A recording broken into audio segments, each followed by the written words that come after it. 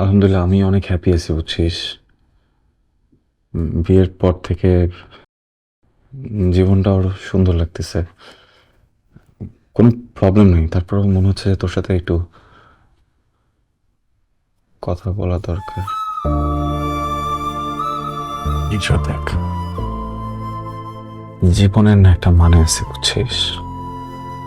তুই যেভাবে জীবনটাকে বোঝাতে চাবি, যেভাবে জীবনটাকে দেখতে চাবি, একদম ওরকম না হলেও কাছাকাছি কিছু একটা জীবন তোকে দিবে। আমাকে দেখ, আমি আমার জীবনে সবচেয়ে বেশি ভালোবাসি তোকে।